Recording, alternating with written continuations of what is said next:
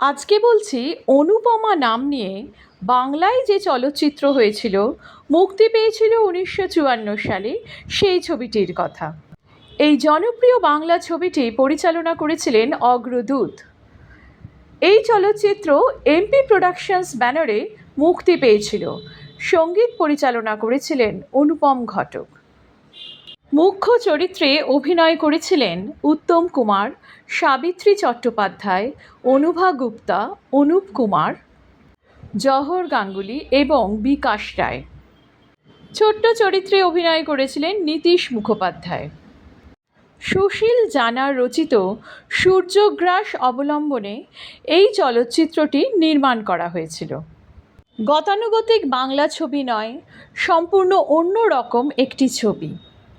ছবিতে আমরা দেখতে পাই এক শিক্ষকের সংসার। শিক্ষক তাঁর সুদীর্ঘ কর্মজীবন থেকে অবসর গ্রহণ করেছেন। 5 সন্তানের পিতা তিনি। অবনী, তার ভূমিকায় অভিনয় করেছেন উত্তম কুমার। কল্যাণী, তার ভূমিকায় অভিনয় করেছেন অনুভা গুপ্তা এবং শান্তা, এছাড়াও আরও দুটো ছোট ছোট কিশোর কিশোরী। অবনী MA পাশ করেও বেকার। কল্যাণী শিক্ষিতা কিন্তু বিধবা। শান্তার বিয়ের জন্য তাদের মা বেশি করে চিন্তিত। অবনীর বন্ধু নরেন, যার ভূমিকায় অভিনয় করেছেন বিকাশ রায়, তিনি একটি ফ্যাক্টরিতে কাজ করেন। শিক্ষকের মৃত্যুর পর এই সংসার দারিদ্র্যের অন্ধকারে ভরে উঠল। বেকারত্বের জ্বালায় অবনী একটা ব্যবসা করবে বলে ঠিক করলো, কিন্তু সেই ব্যবসাতেও সে বিফল। অবশেষে নরেনের সাহায্যে কল্যাণীর একটি চাকরি হলো তাদেরই কোম্পানিতে। এই অবস্থার বিরুদ্ধে কল্যাণীর মা, বিধবা মেয়ে, ঘরের বাইরে গিয়ে চাকরি করবে আর সেই টাকাতে সকলে বসে খাবে,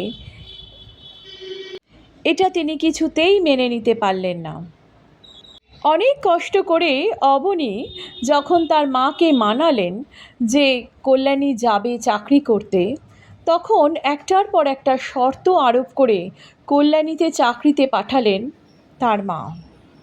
চাকরি করে কল্যাণী তার সম্পূর্ণ টাকা তুলে দিত সংসারের জন্য, কিন্তু বারবার তাকে লাঞ্ছিত হতে হয়েছে, শুনতে হয়েছে সে বিধবা। সংসারের সম্পূর্ণ দায়িত্ব যখন কল্যাণী তার কাঁধে নিয়ে নিয়েছে, সেই সময় অবনী সুধার প্রেমে পড়ে। সুধার ভূমিকায় অভিনয় করেছেন সাবিত্রী চট্টোপাধ্যায়।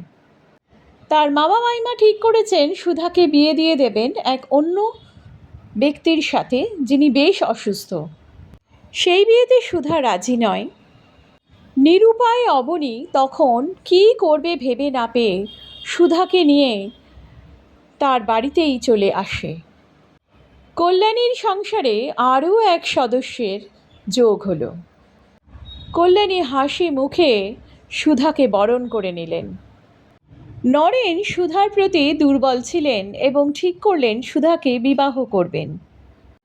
নরেন কল্যাণীর প্রতি দুর্বল ছিলেন এবং ঠিক করলেন কল্যাণীকে বিবাহ করবেন, কিন্তু কল্যাণীর মা চেয়েছেন তার ছোট মেয়ে শান্তার সাথে যেন নরেনের বিয়ে হয়।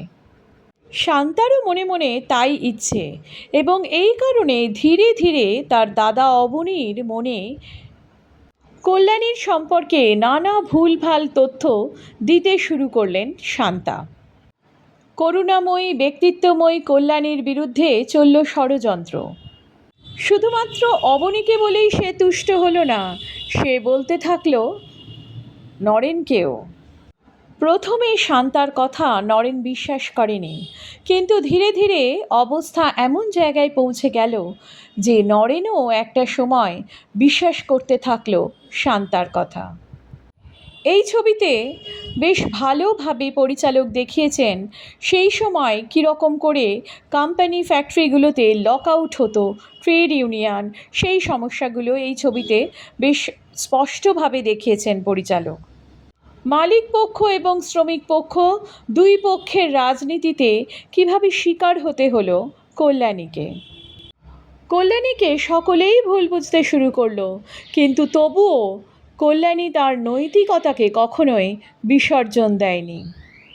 মালিক পক্ষের প্রলোভনও কল্যাণীকে টলাতে পারেনি। এই সময় কল্যাণী সম্পূর্ণভাবে মানসিকভাবে জর্জরিত। একমাত্র তার পাশে ছিল সুধা, যে কল্যাণীকে প্রথম থেকে ঠিক বুঝে এসেছে। অবশেষে একদিন অবনী এবং নরেন দুজনেই তাদের ভুল বুঝতে পারল। যে মা একটা সময় কল্যাণীর ওপর সকল দায়িত্বের বোঝা চাপিয়ে দিয়েছিলেন, তিনিও এক সময় বুঝতে পারলেন যে তিনি কি ভুল করেছেন। এই ছবিতে কল্যাণী চরিত্রটি একটি বলিষ্ঠ চ্যালেঞ্জিং চরিত্র, যে চরিত্রে অসাধারণ অনবদ্য অভিনয় করেছেন অনুভা গুপ্তা। তার শক্তিশালী অভিনয় এই ছবিটির মূল সম্পদ। তার অভিনয় দেখে স্বয়ং মহানায়ক উত্তম কুমার বলেছিলেন, অনুভা অত্যন্ত প্রতিভাময়ী অভিনেত্রী। বেকার ভাইয়ের চরিত্রে অভিনয় করে উত্তম কুমার সকলকে চমকে দিয়েছিলেন। তিনি বেকার হলেও তাঁর আত্মসম্মান বোধ রয়েছে, তিনি নৈতিকতা কোনোখানে বিসর্জন করবেন না। এই একটি স্থানে কল্যাণীর সাথে তার অত্যন্ত মিল।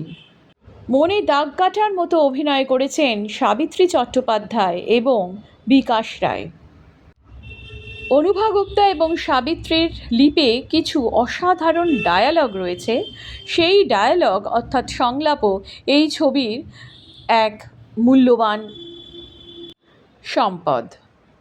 ছোট্ট চরিত্রে অভিনয় করেছিলেন অনুপ কুমার। সব মিলিয়ে অনুপমা ছবিটি একটি অসাধারণ ছবি, অবশ্যই নারী কেন্দ্রিক ছবি। সেই যুগে যখন মেয়েরা সাধারণত ঘরের বাইরে খুব একটা যেতেন না, চাকরি খুব একটা করতেন না, সেই রকম যুগে এই রকম একটি ছবি সত্যিই প্রশংসনীয়। একজন বিধবা মেয়ে চাকরি করতে গেলে কি কি সমস্যায় পড়তেন এবং একটি বিধবা মেয়ের উপর সংসারের সকল দায়িত্ব কিভাবে চাপিয়ে দেওয়া হতো, তার সুখ তার আনন্দ কোথায় সেই নিয়ে কেউ ভাবত না। এমনকি সেই মেয়েটির নিজের মাও সেই নিয়ে চিন্তা করতেন না। সেই রকম একটি মেয়ের চরিত্রে অভিনয় করে অনুভা গুপ্তা প্রমাণ করেছেন যে তিনি সত্যিই এক শক্তিশালী অভিনেত্রী ছিলেন।